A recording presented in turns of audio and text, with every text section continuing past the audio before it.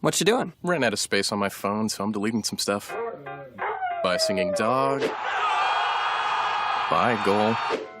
I pronounce you. Bye, wedding ceremony. Stop! At Metro PCS, you get 2 free phones with twice as much memory. Really? Don't say bye to your memories. Switch to Metro PCS and get 2 free LG K20 Plus phones with 32 gigs when you switch 2 lines. Metro PCS. Wireless. Figure it out. Coverage not available in some areas. Sales tax not included in phone price. Excludes numbers on the T-Mobile network. See store for details and terms and conditions. Blog Talk Radio. Well, hey, everybody, guess what? Let's think about this a minute. It's Wednesday. No, it's Friday. Oh, my God, I can't even believe I just said it was Wednesday. Yes, it's actually Fun Friday, and I'm so excited. This is my last interview of the week, and it's probably going to be one of the most exciting and fun that I've done in a while. So I'm very excited to be hosting musical giant Bob Curiano on the show today. I just want to do a couple quick updates because he has not quite called into the show as of yet. So I kind of want to touch base with you folks and just let you know what's going on. Don't want to forget to remind everybody, Art of the Live Film Festival, June 23rd to the 25th in New York City. Please make it a point. Please make it a point to visit Art of the Live Film Festival on Facebook. Do your submissions, whether it's screenplays, youth category, you name it. We're doing it on top of 6 industry panels and 2 celebrity events. Please make it a point to do so. As for next week, I'm going to be off. Looks like here I come back on the radio. Oh, goodness. Looks like not until Wednesday the 22nd. We're going to be hosting veteran author Joel Goldies on the show, and that's noon Central Standard Time, and that's February 22nd. I'm going to be off here Monday and Tuesday, hopefully with any luck at all, promoting my son's comic book, among many other things. So without further ado, since Bob's on the line and holding, let's get him on and start talking. Mr. Bob. Mr. Bob is here. Mr. Sunshine is here. I'm so excited. I'm so excited for this interview. I've been looking forward to this all morning, just so you know. I love being on time. 1 o'clock, here I am. You know, I love going to countries where all the trains run on time. My hotel room is ready on time. Oh, my goodness. So you're a very punctual person. You know, there's a little bit of German blood in me. I think that's what overtakes the rest of it. It kind of keeps yourself in control and that sort of good stuff. And it's funny. I think it's a musician thing, too, because to be honest with you, I mean, musicians I know are constantly early for their gigs all the time. They're already set up ahead of time. Is that something you learn from being a musician? Is this kind of part of the drill? Or is that just you being you? Well, you know, not all musicians are have that German blood. I'll tell you right now. I found myself many times waiting for the other guys to show up. But you know, the professional and the good ones, the ones who stay in the game and you know are professional. They're the ones you keep, and they're on time. Yep. Absolutely, without a doubt whatsoever. So, well, first of all, thank you for being on time, and thank you actually for taking the time to really be on the show. You're a busy guy. You got a lot of stuff that you have to do, so you taking out a little corner of your world to be with me is very touching and very sweet, and we always appreciate that on my show. I'm a big believer in gratitude. Yep. Oh, anytime. We have a lot to talk about, so I'm going to start off with something really cool. This is a really cool fun fact I found out about you, and I'm so jealous. You have met one of my favorite musicians of all time, which I'm sure you don't know who he is, but you've met Manfred Mann before. He's awesome. Oh, yeah. Oh, my God. Tell me about that experience. Well, I was just as tickled as you are. I mean, Manfred Mann, when I was in high school, the first thing I said to him is, you know, Manfred, we had a teacher named Mr. Quinn, and we'd always sing Mighty Quinn. And he loved it. But and you know, I when I spoke with him, I learned that he was a great fan of jazz and the American Songbook. Really? Yeah. And you can hear that a little bit in his music. His music leans a little bit towards the bluesy side, but when he has a moment, you know, to sit home and listen to music on his own, he'll lean towards the jazz category. That is so cool. I absolutely love that. That's awesome. Now, were you doing a gig and then that's how you met him, or you just ran into each other, or how did this happen? Yeah, I mean, would you believe he opened up for us? And I would never see the, you know, think of the day where Manfred is opening up for us or me. Oh, no kidding. Oh, my God. But, you know, situations happen in life that are somewhat unpredictable, and you just go with them and keep a smile on your face. Manfred was one of my heroes.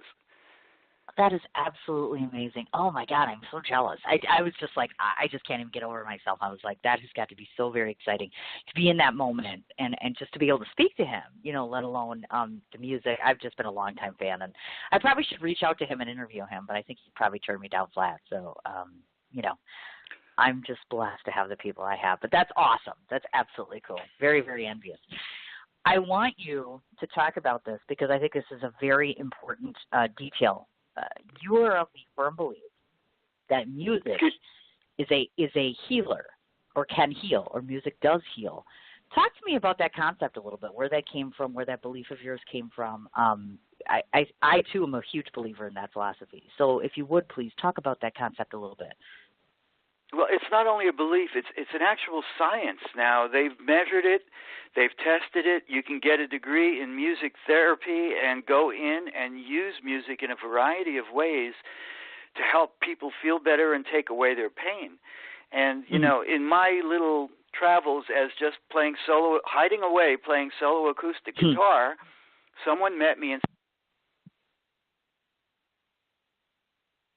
Hello? Oh, folks, we seem to have got a call dropped, and that would be Mr. Bob's cell phone. So I guess I'll kind of gamble around a little bit until we get a chance to have him call back into the show. That tends to happen on occasion. I think it might have something to do with the fact, just so you folks know, he actually lives in one of the areas in Connecticut, which is relatively close enough to get to the city, etc. But I'm guessing, depending on the location he is at right now, it's just possible. Sometimes we get these drop calls, so have a little patience with us, folks. Hopefully he'll be right back on and continue his story, because I think it's a pertinent point. Music has been known to be a healer, and I want to get more into the scientific part of it, because I'm sure Bob is far more astute when it comes to this sort of philosophy or these sorts of ideals. So we'll just give him a second to that. We'll kind of hammer on along. I want to give a shout out to my folks that are going to be playing this evening. Jackrabbit Slims. If you guys have no plans around 8 o'clock this evening, the name of the place, Jackrabbit Slims, the name of the band, One Lane Bridge, on top of which they're going to be having featured artist Brian Wirch with them this evening. And Brian Wirch, of course, has done work with a number of different bands in the Milwaukee area. So please make it a point. If you guys happen to be out and about, do make it a point to stop there, even if it's just for a little bit. I'm certain I'm going to be there. I don't know how many other stops I'm making tonight, but I do feel it's vitally important to do shout-outs for live music if and when humanly possible, because they need all the support that they can get, obviously. So please do not forget that. On the other side of the fence, we can flip back and talk about my son's comic book just a little bit. The new news, which I'll be posting, and you guys, if you're listening, you're hearing it first, whereas they'll hear it second on my page. I'll do an update once again to the comic book page. I'm going to, actually, Bob is back, so I'm going to stop talking so we can get back on the air. Sure, I get you, and then I lose you. Oh, God, the dreaded dropout. Was that me? I know.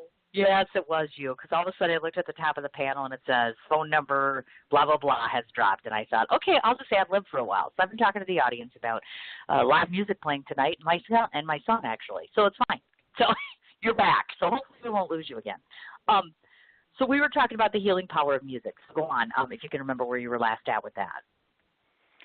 Well, they've done studies on it. It's a proven fact. And the effect is that, it fires endorphins off in your old brain, and that makes you feel good too, just like runners get when they go running. And so there's a lot going on chemically when people are listening to music. Not that I'm thinking about it when I play, but I'm aware of the power of it now. Sure, oh, certainly. And I think with age that comes along too. I think some of us don't really notice or feel the full effect of some things that go on until we've gotten a little more aged or had some circumstances or other things that have gone on. So I think it's very, very pertinent to mention something like that. Also, you have been a longtime musician, so this is an even better question to be asking you. Are there particular artists or individuals that you've either played with or come across through the course of time that have had some form of healing effect on you, if you will? Well, I knew it was affecting me when I got the chills running up and down my spine. When you listen to music, you get the chills. And Sure. I knew that there was something going on that reached inside me that really prompted me to say, this is something I have to do. Sure. I think some, have it more than others, a sensibility or their antenna up for receiving that kind of thing. I don't know exactly why. You know, I don't know if it's genetic. I don't know if certain cultures have it more than others. I don't know. I don't know what that is, but you know, I knew it's something I wanted to do after I got that feeling. Oh, of course. And obviously, as you said, a lot of times you get that chills and those sensations and that feeling like, oh my gosh, there couldn't be just a better feeling or emotion or whatever have you. Have you ever felt that same sort of electricity or energy? Can you remember one particular performance? Because I know you've done so many. So if you could just maybe point out one from in particular that just jogs in your memory where you say to yourself, oh my God, this huge sense of energy and electricity while I was on stage, you couldn't really match it. Have you had that sort of sensation or feeling before?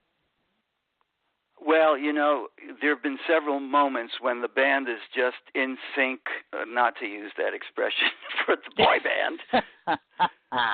Yeah. Like you know, and it's a magical thing when it all happens like that and you get that feeling. But I remember listening to little pieces of music as I was growing up, little solo sections by Joe Pass, or a vocal performance where that person reached for the note and I would get the chills, or a Jimi Hendrix solo at one particular point in Voodoo Child where it was just something that reached in. You know, they're all over the place. They're not constant, but those things really drew me in. And it's not that it happens every day. But and in fact, when you become a professional, you start listening to music differently, more like to learn something rather than as a casual kind of entertainment experience, which kind of detached me a little bit from just in the beginnings where it was just purely entertainment. You know, I had to. It was a craft and a skill, a trade that I had to learn, and I learned how to do this stuff. So there was a learning aspect to it, which maybe sometimes, you know, detaches you from all the emotions that go on really when it's being performed. Sure. No, I understand completely what you're saying. Now, I want to switch gears a little bit, and forgive me because I do this a lot. I'll flip-flop around, and we'll talk about you as a person. We'll talk about you as the artist because I think that's important. One of the things that you've mentioned to me on a repeated numbers of numerous different times, I should say, is your inspiration by the infamous Woody Allen himself. So I'm curious, because there's other people I've spoken to who have an affinity for him. So I'm wondering, is it the director part of him? Is it the personality part of him? What about him draws you in that you find so inspiring? It's just the character, you know. It's first of all, let's start with the New York kind of nebbish, nerdy, intellectual, Jewish type, dark, cynical humor. Is that it? I mean, I don't know. You know, he's a romantic, yet at the same time there's this dark, funny side of his humor that really I find funny. Do you think that he's an odd man? I mean, that's one thing that always strikes me. I know he's a genius, but I always say to myself, there's something very odd about him. Do you know what I mean by that? Do you look at someone and you're like, there's just something off about this person? I'm not trying to be a jerk, mind you, but I'm like, I think that's part of the appeal is that he is not the norm. You know what I mean? He's an artistic oddity. Does that make sense? Yeah, it makes sense. And in the artistic world, a lot of those people that you think are off are really the big creators of things. You know, they live in. I mean, I can understand there's an alternate reality that allows them to just be so creative and get out what they're doing in such a way that not everybody can. But yeah, I mean, his lifestyle, and we won't go into details, is a little bit. It's a little out there, isn't it? In fact, I was playing somewhere as solo guitar, and who walks in and sits next to me but Mia Farrow. Oh my God! Now we won't go into Woody. We won't go into Woody. Oh my God! Right, but, of course. The story is, I'm playing solo acoustic guitar, and Mia, this is recently. I wasn't, you know, I'm not a groupie, and it's not 1967 anymore, and so she walks in, and I'm playing a Sinatra song, and I realize, geez, she was married to Frank when she was 19. Maybe this is not a good idea. No kidding. So I stopped playing that song, and I switched to a Beatles song. And as I'm playing it, I'm thinking to myself, wasn't that her with the Maharishi and the Beatles? And oh God, dear Prudence, that was her sister. locked up in the meditation chamber and wouldn't come out to play. John wrote the song. I got off that song. Maybe that wasn't a good idea. Well, So- and like I said, I brought it up for a reason because I kind of view you as the same, and I hope you take this as a compliment, but you are kind of an artistic oddity. There are things about you that are not the norm when it comes to musicians, in my opinion. I guess I'm curious to get your take on that. Do you find yourself to be an oddity of sorts as well, within your own realm, I should say? You know, I'm no genius, but I'm okay. I'm good enough. I understand. If there's anything I hang my hat on is being able to spread myself out and authentically play a lot of different genres of music. And from my travels of being in and out of different situations where you start out as classical as a kid, or you're an accordion player playing the American songbook, and then you go play guitar because you like rock and roll. And Right. it's one thing to the next, and you're absorbing this stuff as you go along, and that is to my benefit because it allows me to play Latin music or jazz or rock and roll and kind of know what I have to do. Sure. Well, that makes sense. I understand. Well, thank you for clarifying that. Yeah, I just thought to myself, I come across people sometimes that talk about the Woody Allen thing. Typically, it's more the theater thing or obviously the film thing and all those things he's done, so it's a little bit different. So thank you for that. Now, I want to talk about you have this little thing that you had posted about one time, which is, and I don't recall anyone asking me to do this. He was at one time, he was looking for volunteers to wear your favorite Nobody T-shirt. Now, I don't recall being asked. Did anyone say to me, "Do you want to walk around and wear your favorite Nobody T-shirt?" Because I would totally be all over that. I am like a 100% nobody. I'm like, Well, you didn't ask me I'll for send that. you one. I would love that. Well, I love I will this send idea you of one. your favorite nobody. No, I think that's awesome. So before we talk about the shirt, let's talk about your favorite nobody. Obviously, this is a concept that you came up with, and where did that come from? You're just sitting around one day and you're like, "Oh yeah, my favorite nobody." How does that come No. across your mind? Well, I was always out on tour with somebody, but I was never the star.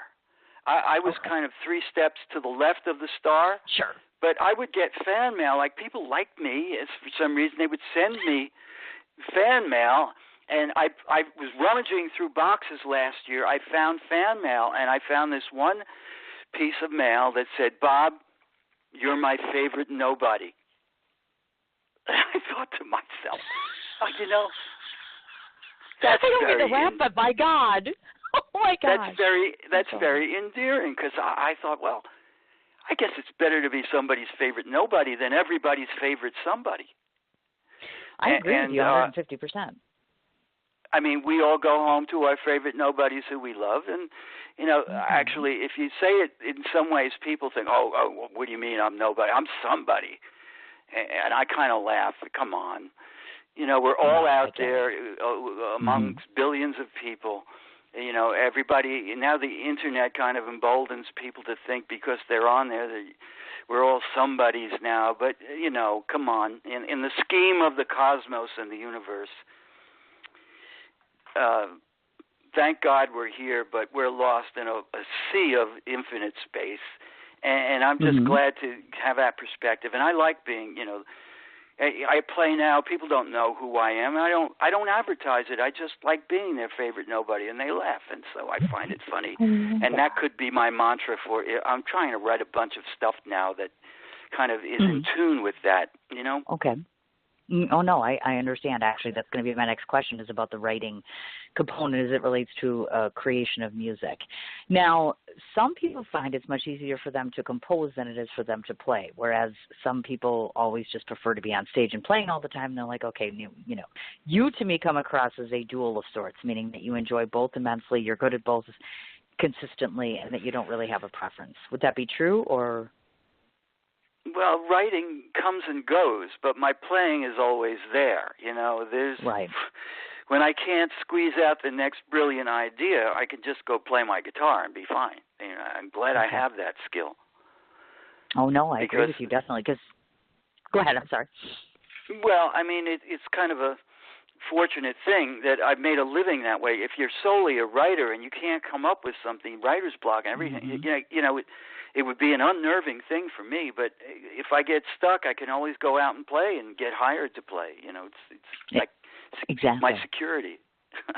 No, and you have to have that, obviously. Like, I, of course, am a professional writer, so I'm always looking for the next gig, and you have to really establish yourself, and you're still selling yourself at every age. You know, I don't think we ever get to that security unless you're, well, Steven Tyler or, you know, that sort of good stuff. I don't think, you know, you ever stop selling yourself. It's always a new gig and reinvention of yourself, et cetera. This is a very pertinent question I ask all my musicians. And you are an older musician. And no, I don't mean he's ancient. I mean he's older and he's been in the business for a while. So I have to ask this. I just want your impression. And you may never watch these shows, et cetera, because, you know, we live in the age of The Voice and America's Got Talent and all those things. There are some on the side of the fence that say, you know what, this is a great opportunity. Wish we would have had it when we were young, and they're all for it. Then there's the other side of the fence, which is, hey, you're not paying your dues. You didn't do this, this, and this, and this. So I'm just curious where you stand on the side. Which side do you stand on necessarily when it comes to these new reality type, let's make you a star in 6 weeks or whatever the case may be? Well, you know, we've always had the Gong Show and talent shows and this and that. Mm-hmm. They're just shows. You know, it's... And I don't kind of, just showing off someone's voice is just one small aspect of you know, the music business situation. Right. Just plain singing is, to me, not as, you know, all-inclusive as understanding music theory, harmony, everything else that goes with it. But performing a vocal, let's put it this way, is what people pay attention to the most. If there's a band up there, it's the singer that people gravitate towards. They're delivering the song. So it's a natural thing for them to be the spotlight entertainer. I don't think it's an organic business like when writing and bands and there was a youth culture and a scene and people had a voice about what they wanted to say through their music and do. Like when I grew up in the 60s, music was just part and parcel of a message that a young generation had, you know, that was in them as not just music, but as writers and everything else. So I'm trying to find it in this today's world, and it's difficult because it's very spread out. I don't know what the millennials' message is.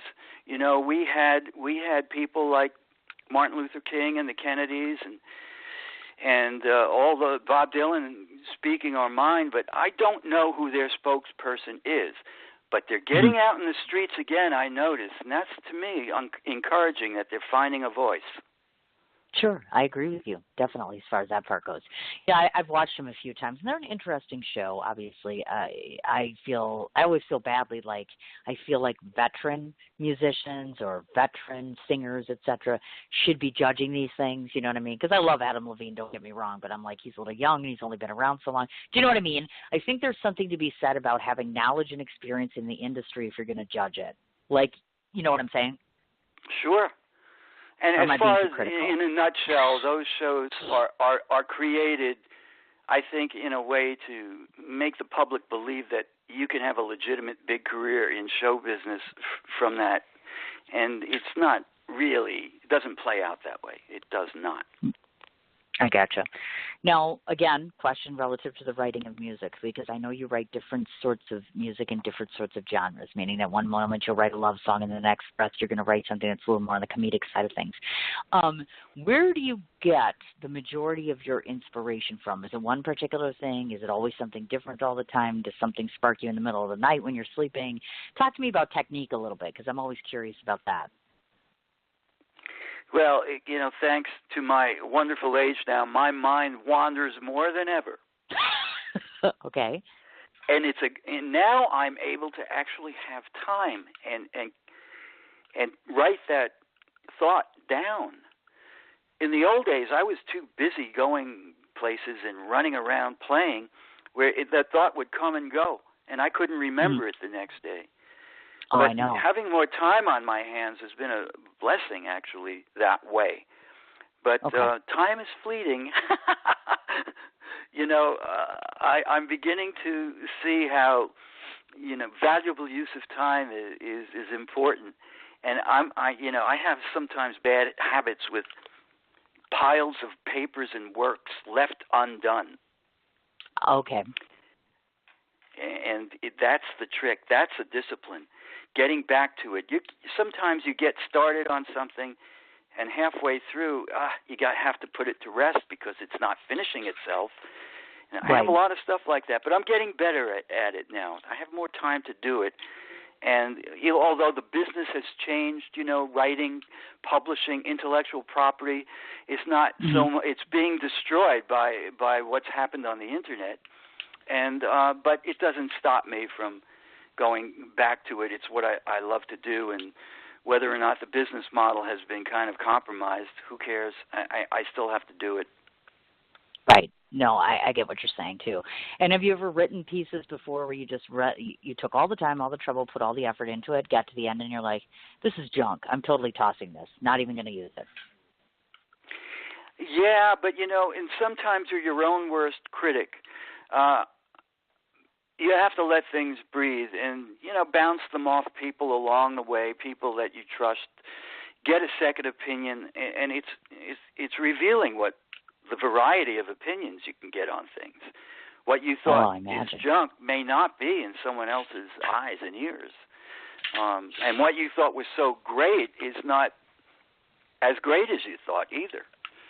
Oh, sure. But, in the end, it's to thine own self be true. I don't think any writer is totally 100% feels like they've accomplished their best thing, writing after, one thing after another, and you keep going. Well, and the other part of the equation is this. I forgot to ask you about this, and forgive me because I tried to research it and I couldn't get a definitive answer. So when you say that you write music, is that inclusive to writing original tunes that people play, or do you do things for other, like some musicians that I know will write for other public, I'm not getting this out right, plays, theater, film, TV, etc. Do you do any of the entertainment type thing where you contribute your music to productions and such? Yeah, I've worn that hat a few times. A couple of boy bands. I knew the guy Perlman who started that whole boy band scene. He's that, and I did write and produce. I helped the Backstreet Boys really get started with him. And then there was another boy band I wrote and produced for. So I could, do work for hire to fit a situation, too, if someone describes to me or wants something of a certain genre or style. I can do that. Yeah. I mean, I understand how to do that. Yeah. Sure, of course. I just wanted to address that. So this way, if anybody's listening in, anyone has an interest, because I have people that listen in from music and television and the whole nine yards. So it's important to highlight all your accented good points, I should say. Now, since we're talking so much about your music, there's two different songs I'm going to play through the course of the hour. This is the first one. I'd like you to give an intro to it because I'm a sucker for romance, so I'm going to play your love song because I like it. So talk to the folks a bit about this amazing Love with You, when it was completed, or written, I should say, and what do you like about this song? And then I'll tell you what I like about it after I play it. This song is a normal song, a normal love song, American songbook kind of standard, maybe a little bit old-fashioned, but, it's about writing about that someone that all you need to do is look at them and you're feeling better. It's the one person you go to or take a walk with, have a cup of coffee with, and they lift you up. And that's what this is about. And sometimes I'm not right for singing these kind of things, so I bring in singers. And I thought this one, let's do this one in the standard kind of off-Broadway, Broadway tradition.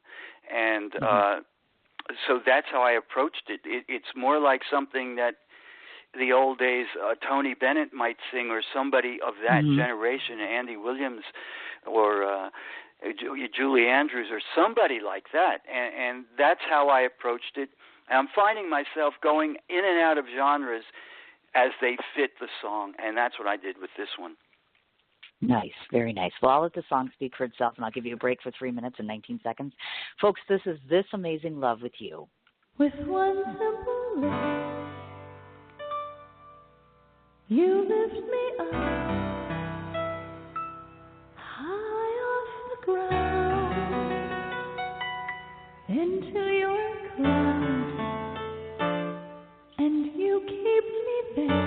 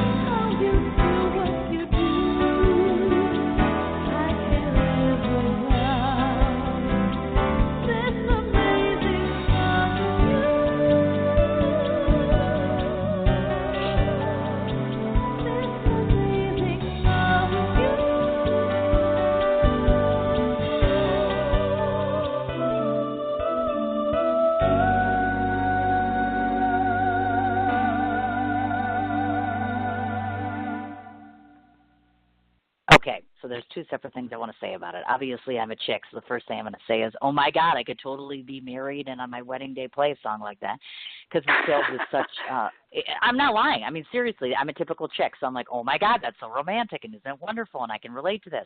So who is the gal? Because she really has a lovely voice. Yes, I met her when I was playing solo somewhere. Dawn DeRoe, she's kind of busy in the New York cabaret circuit, and I thought she was right to sing it. So I give her credit for that. Great job on that. Awesome. That's awesome, Dawn. You did a great job, absolutely. Now, and let me put this in perspective. I work in a hard rock metal band. Right. And that song is, just something else I do. And well, exactly. If you want to say, we were talking earlier about what I hang my hat on, it's switching from one genre to the next. And sometimes it gets me in trouble because a song like that among hard rock metal guys, they'll call me out on being not part of the gang. You know what I mean? Oh, my gosh. Really? Well, I think because it's beautiful. Look at because that. of the genre. I get it. But you have to appreciate good writing and you have to appreciate good singing. It's that simple. You know what I mean? No matter what genre you start in, etc. No, totally, without a doubt, absolutely. So just so you know, I'm totally hitting you up when I get married, if that happens before I die. And then I'm going to be like, dude, I'm totally playing your song at my wedding, and then we're going to, make a big thing out of it. It's, huge. But, again, I have to get married first, so we won't get too excited there. But speaking of that, we always like to talk about the romance angle on this show. So to anybody who's listening in who might be single or looking at your picture and thinking, he's adorable, so let's talk about that. Well, we got to let the audience know if you're taken or not. So this way, then, if they're lusting after you, they have no shot. At the moment, I am taken. Yes, I am. At the moment. For right now, I'm taken, just so you know. So tell us about your better half a little bit, because I always believe that it's our better halves that speak for us in terms of they make us better people and they make us happier, they make us more productive. So is she a creative like yourself, meaning a musician, writer, etc.? No, she is. She keeps me grounded. Aw, that's sweet. I'm all over the map, but she's consistent and has old traditional values, and it kind of keeps my craziness in checks, checks and balances. I love that. That's absolutely awesome. So kudos to her on that, and we always appreciate hearing that. Because, I've always said this, that creatives need as much support by as many different places and faces as you can get it from. It's just that simple. I think otherwise we struggle much harder with things. So now I want to go back to what you started talking about, because, of course, you mentioned writing and producing for the Backstreet Boys. So did you have any interaction or met them, or was this really early on? Or just talk a little bit about that, because that's part of your experience, obviously, that you want to own and acknowledge as well. Yeah, Lou Pearlman found these. He was a friend of mine from the 70s, and he always he loved music. In fact, his cousin was Art Garfunkel. Lou died last year. Anyway, it's a long story. Mm-hmm. He always wanted to get into music himself. He tried to get me to be a partner in him, with he and I being like a duo, like Simon and Garfunkel. Well, that didn't work out. Years went by.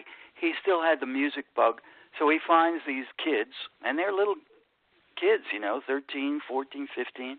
Sure. He said, come on, you got to help me. Come down here, Orlando. Write a song, and we'll get them going. And when I met them, they were nice kids playing pinball, but they really couldn't sing or dance together at all. So I had 3 days to put something together, and I did. I put them in the studio one at a time, and they sang and went out to play pinball, and went in and sang again.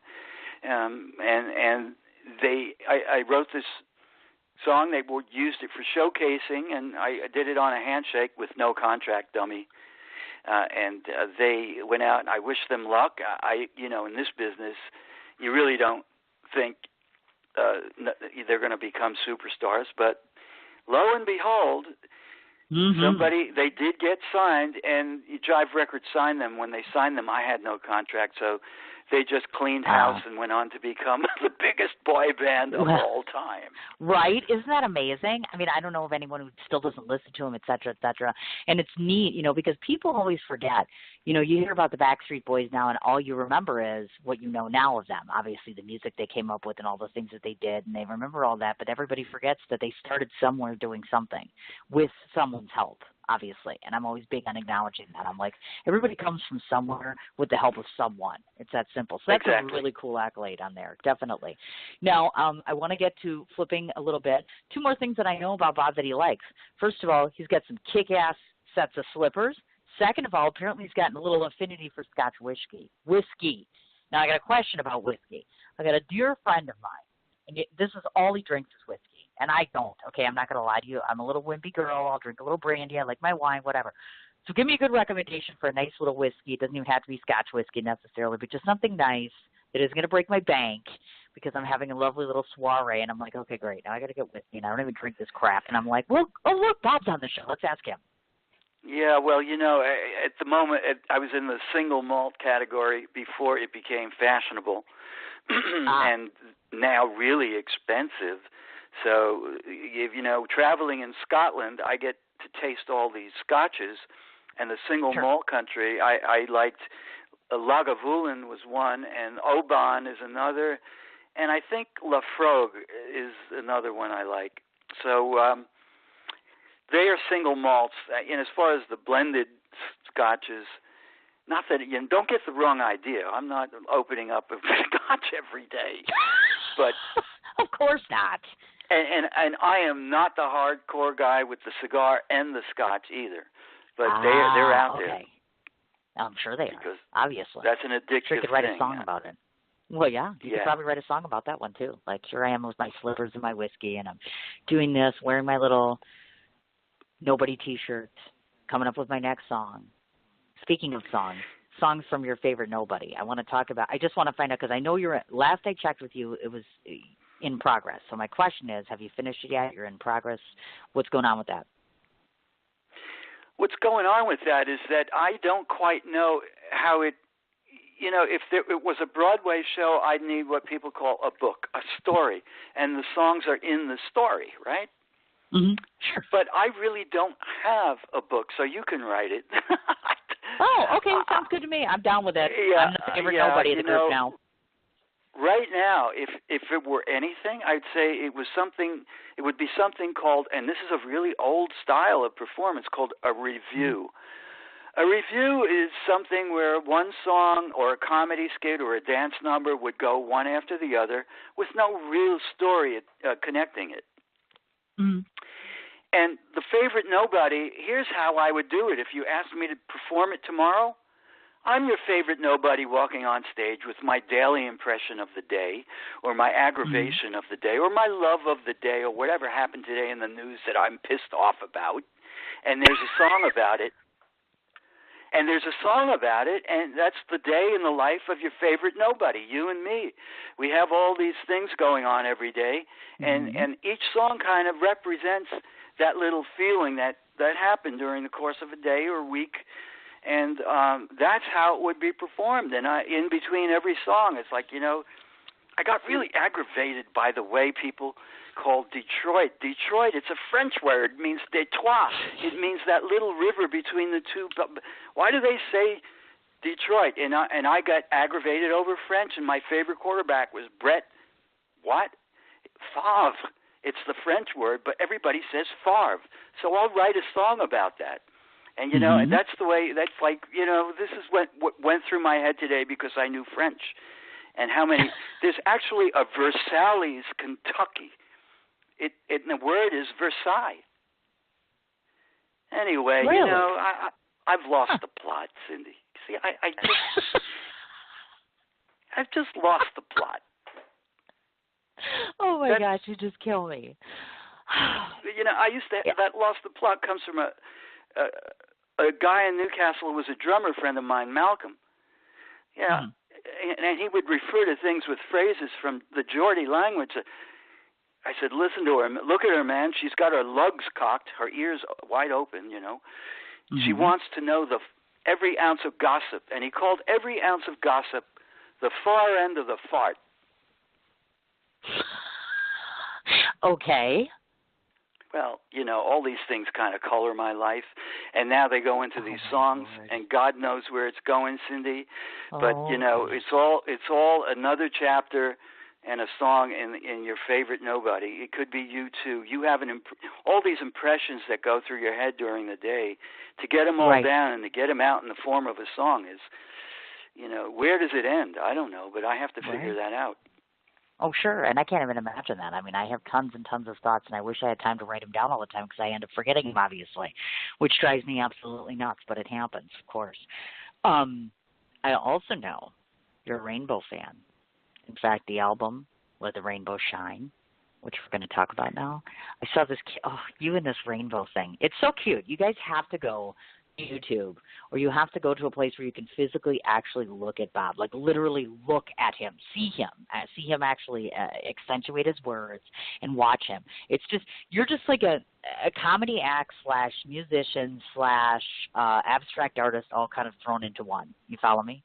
It's an experience to watch you, literally, even in a short video, which I've done, by the way, folks. It's an amazing event.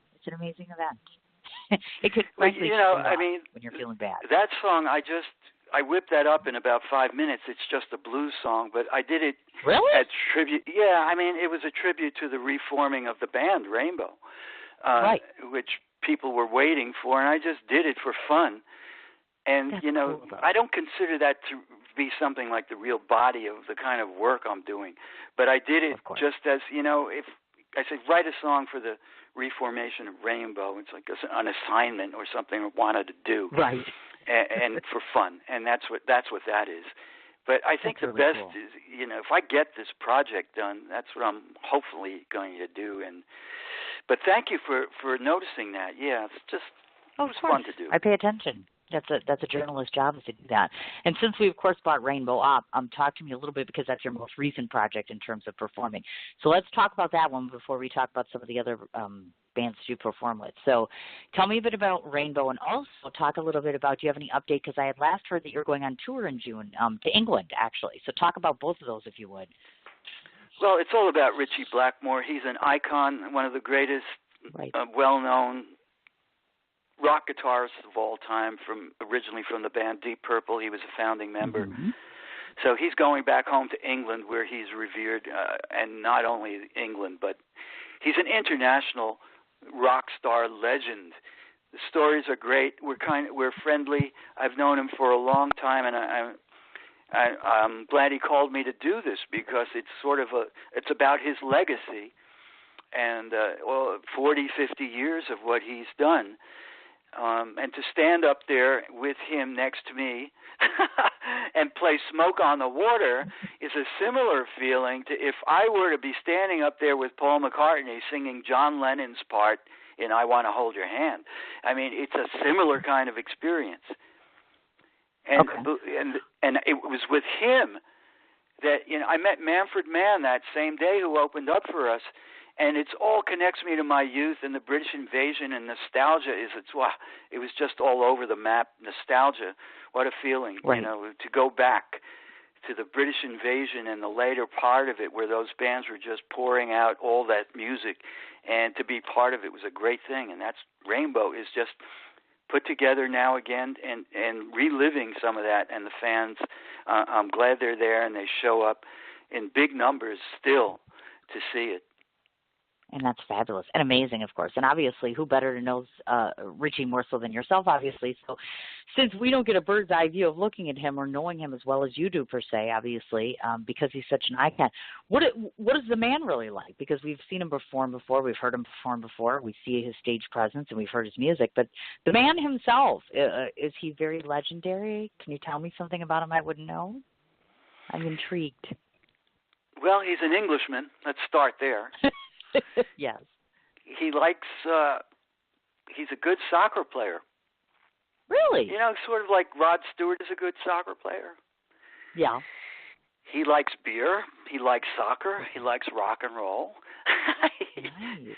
He can surprise you with sometimes his maybe surprising mood or perspective, and sense of humor, which if you know English, if you have English friends, they can cut you right to the chase with the cynical sense of humor, which I find fine for me, but others, you have to have armor to hold up under that kind of sense of humor, because they are. If you watch any English satire, you'll know what I mean. Gotcha. Okay. And I haven't been privy to too much of that, to tell you the truth.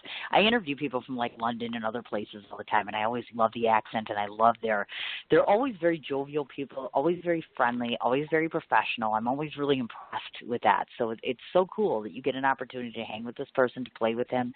I want to talk about this. I know in the past that you have performed and opened for people like Bob Dylan and Van Morrison and Santana. So of all the history that you've had, tell me the most enjoyable, and if you don't mind, the least enjoyable opener that you've had, meaning that you've opened for someone and then finally met them and you're thinking, oh, my God, it couldn't get any better. And then have you had that experience where you're like, oh, my God, I totally love that musician, and you're thinking, yeah, that didn't go as it should. Some people don't want to admit that, so it's okay if you don't.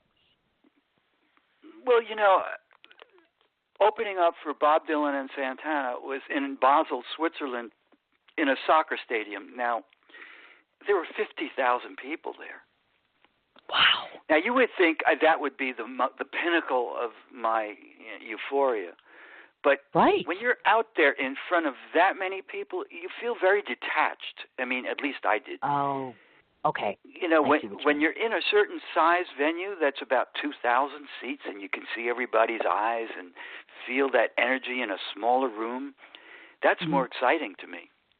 It is. Okay, so you like that intimate setting. You can feel the energy and the connection much more than, a giant football field in front of you with people miles away. It's odd. It's an odd. You feel like you're somewhere and they're somewhere else. I can't even imagine. Anyhow, I can't even fathom that. Yeah. When you go to a Broadway show, all those theaters are intimate in a way, and it's a much different feeling in a performance when that's in front of you. Actually, the smaller it gets, the more on your game I think you have to be, because they're right there in front of you.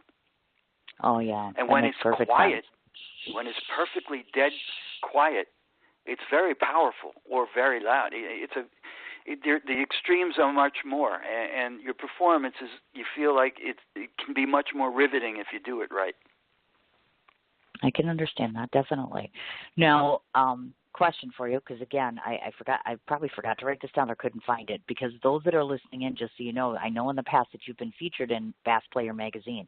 If people want to go after they listen to the interview and they want to pick up a copy of it or beg you to autograph a copy when they meet you in person, like me, where would we find copy of that? Is that still available? How long ago was it done, et cetera? Any idea? I think the one that they have, that was online, Bass Player Magazine. If you just Google my name and Bass Player Magazine, I don't know if, I don't even know if they have print anymore. Sorry. Oh, really? No, that's okay. I was just, and it's obviously for me and the people listening in, they want to go back and read an article about you. They could be intrigued, and I just want to make sure I give them current information. Yeah, it was an October issue of 2016. Wonderful. Okay, cool. Next question before we play your other song, and this I'm intrigued about, and this, again, is more so for people listening in or even for my own knowledge. I know in the past that you've played small, intimate little places like you were talking about. First of all, you played Sarah's Wine Bar. Anyone who plays a wine bar, especially a good musician, is cool in my book. I'm just going to say that right now. I love my wine bar musicians. And Cafe on the Green are two different places where I know you've played in the past. If somebody listens today or they go back and they listen to you and they're like, I want to meet this man, I want to hear him play by himself, not necessarily with the band, is that still possible? Are you still taking on gigs all the time and doing them as a one-man acoustical? Can people find you? Yeah, but it's not a big show. I sit there. For me, it's like keeping in touch with my instrument, playing in a small setting. It's not a big performance. I don't even sing. I just play. Oh, okay. So you're not. Okay, yeah, you're not vocaling. It's really background, but it keeps me on my game. And and it's interesting because it gets into your bones. At least that's what they tell me anyway. And when you're out there having a glass of wine with a girlfriend, and I'm playing Edelweiss, or something like that. That's what I'm saying. It's really like a good feel. I know people, some musicians would say, I don't want to play that Edelweiss. That's corny. I said, well, you watch this. And everybody loves Edelweiss, and Julie Andrews and Frank Sinatra, and, Both Sides Now, all these songs that are really the right thing to do, and I enjoy it, and it's great for social, and it's great for a small setting in a wine bar, and I really like it. It keeps me playing. It keeps my fingers on the instrument, and I have a great time. I don't care what people pay me. I like it. I like being the favorite nobody. That's absolutely awesome. Okay, now, you sent me like 800 songs, and literally, folks, he sent me like a ton of different songs, which is so cool because I get to listen to all of them. You don't, but I do. Ha-ha.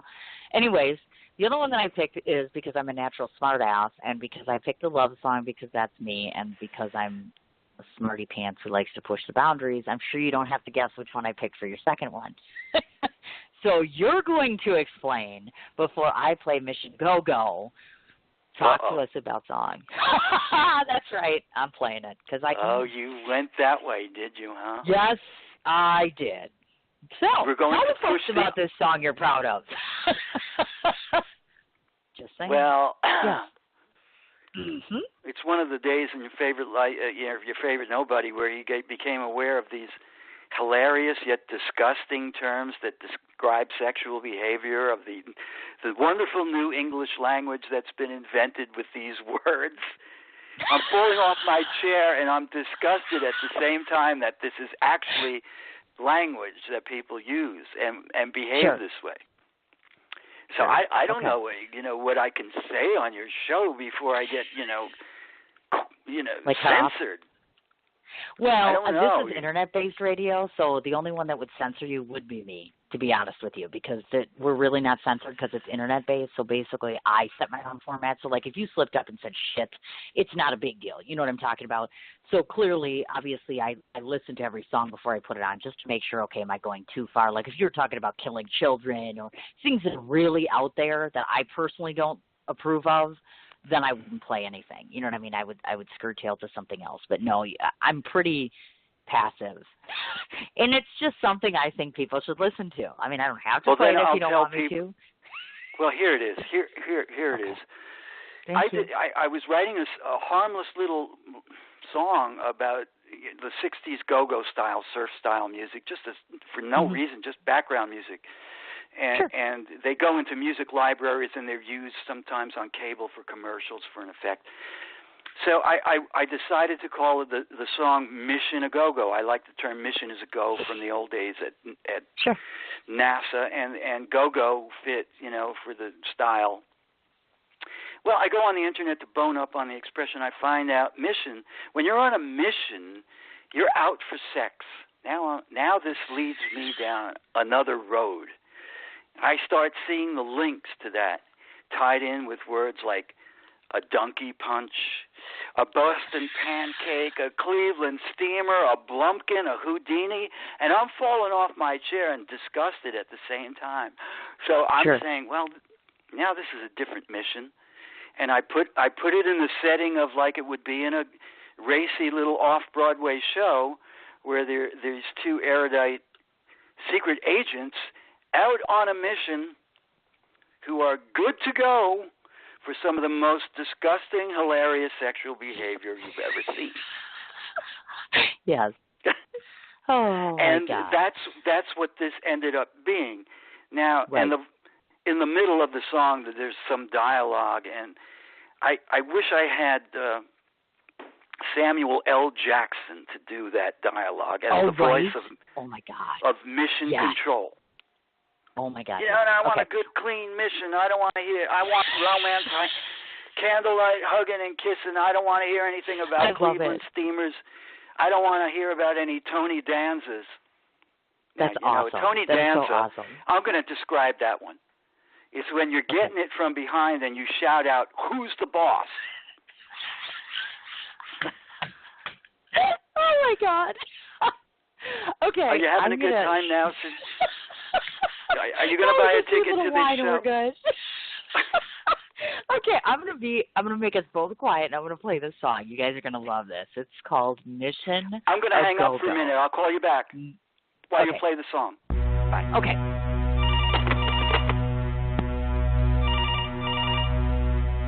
Hello? Robert, Yes? we're good to go.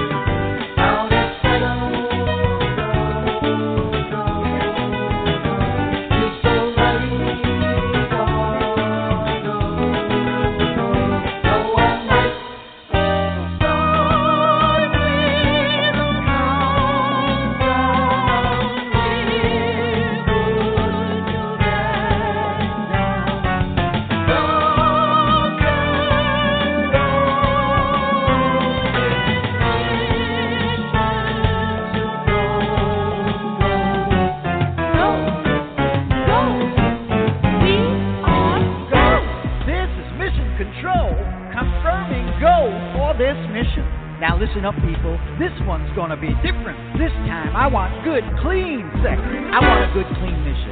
I want good old-fashioned romance, candlelight hugging and kissing. I don't care what you were hoping or wishing. I will not tolerate any stupid, disgusting, perverted exhibitions. And there will be conditions. Conditions? What? Oh, yeah. And the conditions are as follows. No donkey punching, no Blumpkins, no Dirty Sanchez or Tony Danzas, no Boston pancakes, Houdinis, Cleveland steamers, Alabama hot pockets, etc., and so on. Got the picture? Oh! And no rusty trombone. My God! I rather like that rusty trombone. You drive a hard bargain, man. However, let's carry on, shall we? What say you, my dear? Oh, baby. I guess this hoe is good to go.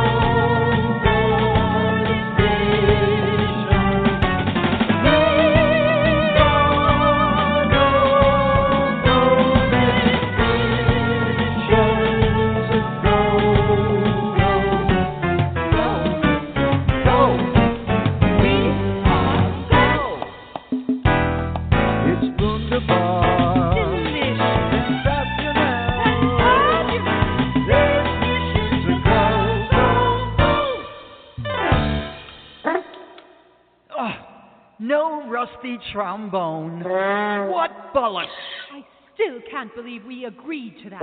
Well, it was either we agreed to it or no mission at all. Oh, we could have at least tried to negotiate something better. Aye, but what's done is done. We'll just have to live with it. I don't think I can live with this situation very long. Oh, please, dear, just accept it. I'm as disappointed as you are. Really? I'm not so sure. See when I played that? Let's get him back on the line. That was perfect timing. Excellent. Yeah, well, I wasn't sure I wanted to call back after that song. Well, and the thing is, too, I wanted everybody to listen from start to finish. And I did that on purpose, obviously. I think it's important to accentuate and show people that you have diversity. And there's clearly a huge difference between the one song and the other song. And I'm like, you know what? Sometimes it's nice to hear a song like that because it's silly and it's a feel-good and it's just different. You know what I mean? I like different. I gravitate to that. Thank Yeah, you. well, it caused my wife to raise an eyebrow very high. Oh, and my. No rusty trombone. They can look that one up too. Rusty trombone. I had to write that. I don't know what else Sometimes you have tell to do you. those things, though. No, that's fine. You know what? Sometimes those projects need to be done, and that's perfectly fine. I have two more questions for you, and then we're going to go through the ways to find you, of course, because I know that your cell phone life on your your battery on your cell phone and or life of cell phone may not be as long necessarily as we would like it to be, which is fine. I kind of catered to about an hour-long show, so this worked out real nicely. I have a question, because we forgot to mention this, or I should say I forgot to mention this. Two of the other bands that you've played in before, of course, Blackmore's Night and Mick and Willie DeVille. So two questions relative to that, because obviously, of course, that was before when you're playing guitar and bass. Back in the day versus now, I assume that you're a music fan. By that I mean, obviously, I assume that all musicians, even though they play guitar, they have guitar players that they love or they adore or whatever have you. So back then when you were playing with these bands and such, did you notice a difference in your playing between one band and the other? And out of all the bands you've played with so far, the one that you feel was most successful for you both personally and professionally? Well, the one Rainbow right now has the potential to do that. Okay. You know, it's the funny thing that it's happening now at this stage of the game in my life. I wish I was 20 years ago, but I think it would be the most powerful one. Willie DeVille, Mink DeVille, I like the rhythm and blues aspect of that. You know, it had a nice kind of groove. But sheer power and excitement, Rainbow takes the cake. I'm sure. So we'll see what happens in June. I mean, you know, you get to a certain age and you kind of laugh at yourself. You need a high T count to do some of this stuff. Like, you know, am I really going to jump up on the drum riser like I would when I was 25 years old? Well, of course. No, Sure. And I would feel kind of ridiculous doing that. But so, you know, they both had their great aspects to it. Blackmore's Night was a much more diverse situation. It was Ritchie Blackmore's love of medieval and Renaissance music, but in that band it required a lot of up and down diversity with dynamics, sure. And there was acoustic playing and electric playing too. So it really was more diverse, and I enjoyed that a lot because that suits me. You know, to be playing one volume level and one style all night long is what most bands do. That's their signature. That's how they were identified. But, you know, I like dynamics. I always like really soft, bringing it up, having a ballad, a little breather in the middle, and then a hard, big climax. I find a lot of shows that are done now don't have that up and down like old dynamics that they used to in the old days. Well, sure. Yeah, so that's where that's coming from. I gotcha. And nowadays, at this age versus back then when you were playing, do you have a favorite guitar now that you had before? Did you keep? I assume obviously you kept the same guitar, or you just? I assume that the life of the guitar only lasts so long, but I'm kind of guitar ignorant, so forgive me if that's a dumb question. Well, I guess my favorite bass was the old Fender jazz bass that I used just recently. Again, I'm not going to take it out anymore. It's too precious. And of course. The guitar, it's funny because my guitar playing has changed now that I'm playing more acoustic guitar, but in the days when I was purely an electric guitar player, it's the old Fender Stratocaster that did it for me. Oh, but you'll nice. see on these recordings, I'll play all those styles. I get to, indulge myself. That music, that song you just heard, had all those instruments in there. I played the keyboard, too, in those songs. From being a little kid accordion player, I don't know. It all kind of comes to make sense. I put it all together that way. Oh, of course. I understand. Now, the most important question I save for last. This question is a staple question on my show. That means everyone who has come on in this show in the last 18 months has been asked the same question. Out of 18 months, I'm still asking this question. But I have faith. I have faith that today Bob is going to say the magical answer. You know what that is? It's going to be a yes. I can feel it already, and I haven't even asked the question. So all I need you to say is yes. But let me ask the question first, because I'm a little afraid the answer might be no. Every time I have someone come on this show, I ask them this question. Besides you, there are 5 people in the universe that I want to interview. You know how you have your top 5 musicians you want to play with? I assume that you have, if I asked you if there's one musician in the world you want to play with, you would know who that is. Do you have one? Yes, I do. Who is he or she? Today, the way if you asked me 10 years ago, it would have been a different person. But today, I would love to perform that first song you played with Dave Grusin and Lee Ritenour. This Amazing Love with You. Yeah. Aw, really? Oh, that's nice. See, now because that's where I am now. That's where I'm at that stage. Of course. So I, of course, being a journalist / radio person / author, have 5 people in the universe that I want to interview. And there's only 5, and they're mixed men and women. Now, I'm going to ask you this question because this gentleman is a person that I want to interview. And I bet if I ask you this, I'm thinking that you might say, yes, Cindy, I have his cell phone number in my back pocket, and I'd be more than happy to help you with this. So I'll just give you the name and pray that you say yes. I have had this affinity, and I have literally chased this actor for almost 18 months. So everybody that comes on the show, I ask them, do you happen to have a cell phone number for Michael Madsen? Here it comes. I can feel it. It's coming. Cindy. No, I do not. He didn't just say no, right? Come on, people! I mean, for God's sake, is he Buddha? It literally is the running joke on the show. This is how long I've been doing it. He is, to me, probably one of the most, and for many reasons, one of the most profound actors of our generation, I believe. Now, I know that not a lot of people share that, and there are many reasons for that. I mean, I don't think people realize that he's not just an actor. You know, he is a poet. He's, all sorts of different things, and I see him very differently than the world, and I thought, if there's ever a guy I could get a really good show with, I'm like, this would be perfect. And I've tried everything. I mean, I've tried publicists. I've tried directors. I've tried to get to his red carpet. I'm like, I don't know what I got to do. Apparently give up a leg. I'm like, this is getting to be so I made it into a running joke. So literally, I'll ask anyone. I'm like, you have his number, right? So I'm like, whenever I meet him, if I meet him, I'm going to be like, you need to listen to this, okay? Because you've been on my show for 18 months. You just don't know it. So, wow. I guess Bob's not going to help me with that, are you? No, I guess not. But, for some reason, I think it's going to happen for you one way or another. You know what? That's funny because about 85 people have told me that, and then I keep laughing. I'm like, I am literally almost ready to give up. I keep saying that I'm going to do it, but then I'm like, just wait a little bit longer. But I'm like, you know what? If you just gave me a sign of life, you know what I mean? I know you exist or, anything, but I'm like, oh, my God, what is it? It's become really hard in society to get to the people you really like.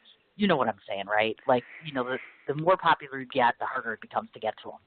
They're guarded. Yeah, and you know what I mean? And there are people in the way who get paid to keep you away, and you just it's frustrating. Right, and I do feel like I'm being, forgive the word, folks, cockblocked. You know what I mean?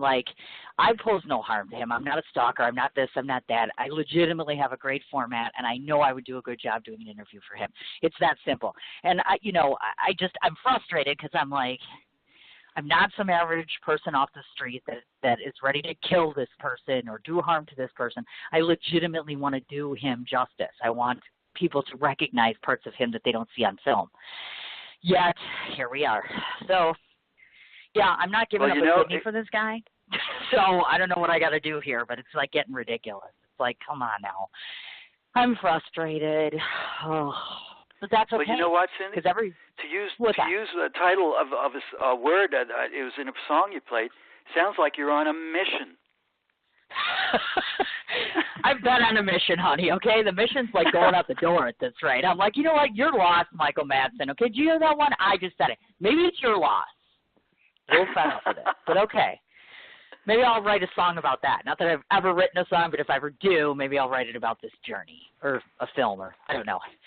So 2 quick things to finish up here. These are all the ways that you might find my delightful, engaging guest.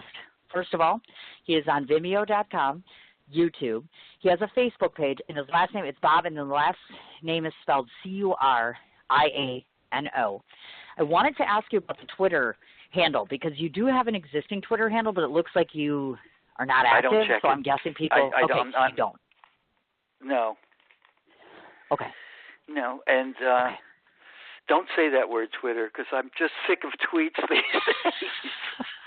Okay, we'll avoid that Twitter, so we'll go away from that one. So forget we did that. The website itself is Bob Curiano. Is it Curiano? Am I pronouncing it right? I don't want to say it wrong. Yeah, well, it's a bastardized Italian name that's not right, but that's it. It's not really right. It's something's wrong with that name because it was misspelled. But that's why I had this stage name Bob Nouveau with Blackmore. We laughed at it, but right. I actually started the Facebook page to clear up all the confusion about who I am. Well, right, actually. And if you look, folks, online, there's a video where he talks about that. He literally talks about his name. Definitely look that up. He's also on Spotify, OmniMusic.com. He has a LinkedIn profile, Amazon, CD Baby, and, of course, IMDb as well. So there's only 2 more things I have left to do here. The first of which is to ask you what I don't think I asked you offline, but I'm going to ask you one more time just because I can. 2 different things. Both revolve around the same event, which is I might have mentioned this to you that at my film festival, I'm launching my very first indie film festival, and it's this year. It's in June in New York City. It's from the 23rd to the 25th of June. And I'm going to beg you really nicely on air so everyone's listening, but you can't say no, so there's no guilt involved here. There's 2 components that you could bring to my festival. First of all, you have an open invitation to come sit there, not say a word and just play. Why? Because before the award ceremony, I'm going to have a nice little 2-hour gap where anyone can come and play or play together, etc. That's invite number 1. Number 2, the reason I asked you about if you've written for film or other entities in entertainment is because we have a panel that's going on for musicians that have composed before, where people that come to the festival can listen to people like you talk about what it takes to compose for entities like that. So this is the part where I'm crossing my fingers and toes and everything else that you'll say, why, yes, I'll leave Connecticut to come to New York City to help you. Or not. Because he said no once already, folks. But I'm over it, kind of. Yeah, I'll get over it. Are you ready, Cindy? You know, I'm going to be on tour. I'm on tour in June at that exact time. It's killing double me because you suck. A lot. I got Not to really, go to work. You do right now.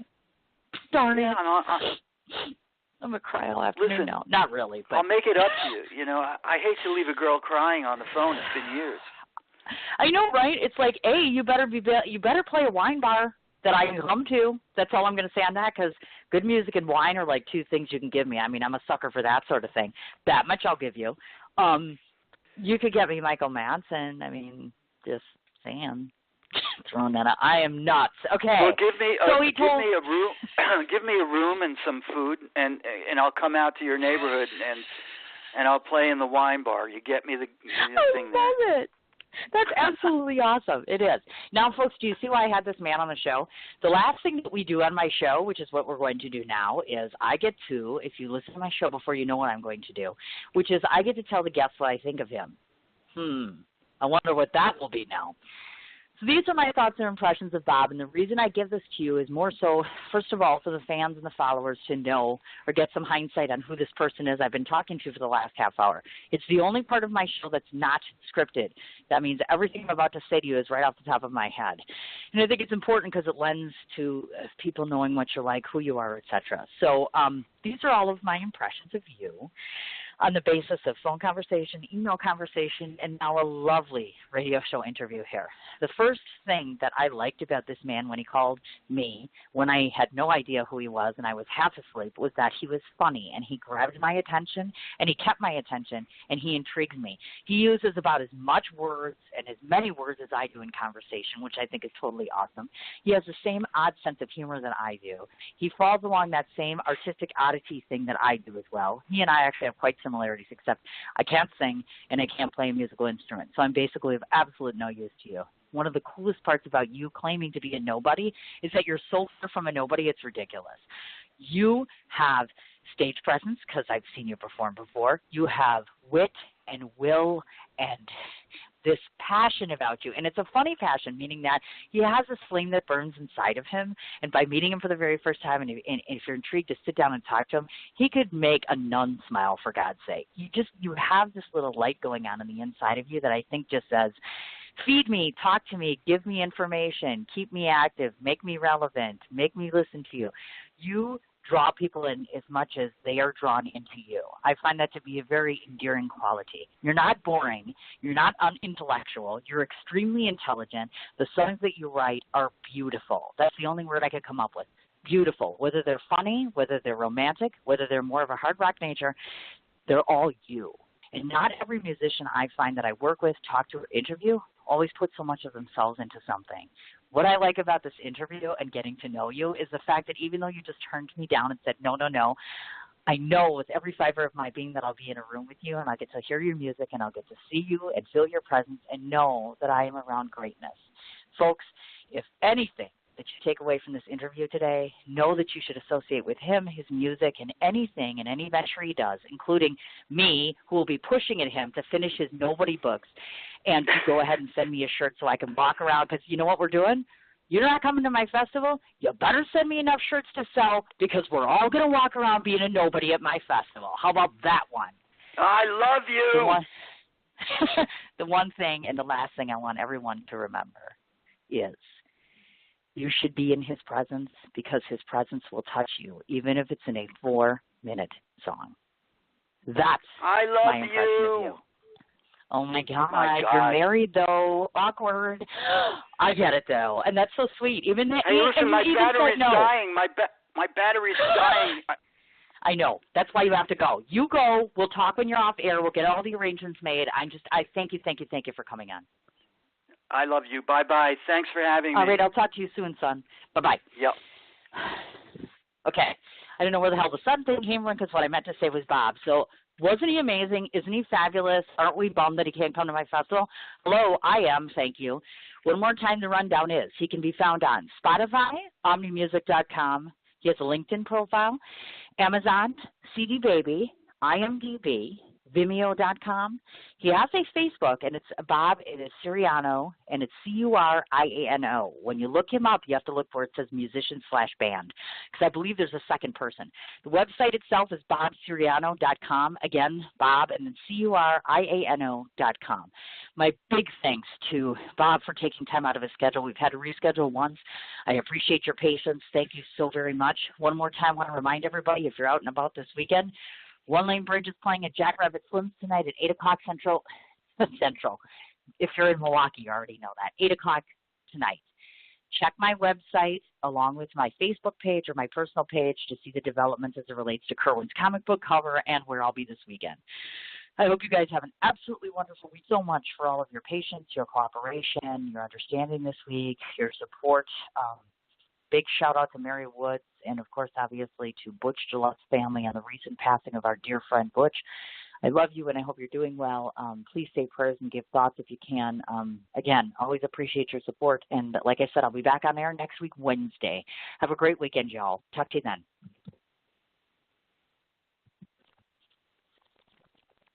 What you doing? Ran out of space on my phone, so I'm deleting some stuff. By singing dog. By goal. I pronounce you. By wedding ceremony. Stop. At Metro PCS, you get 2 free phones with twice as much memory. Really? Don't say bye to your memories. Switch to Metro PCS and get 2 free LG K20 Plus phones with 32 gigs when you switch 2 lines. Metro PCS. Wireless. Figure it out. Coverage not available in some areas. Sales tax not included in phone price. Excludes numbers on the T-Mobile network. See store for details and terms and conditions.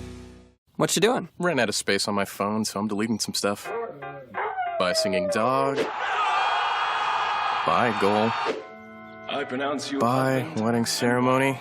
Stop. At Metro PCS, you get 2 free phones with twice as much memory. Really? Don't say bye to your memories. Switch to Metro PCS and get 2 free LG K20 Plus phones with 32 gigs when you switch 2 lines. Metro PCS. Wireless. Figure it out. Coverage not available in some areas. Sales tax not included in phone price. Excludes numbers on the T-Mobile network. See store for details and terms and conditions.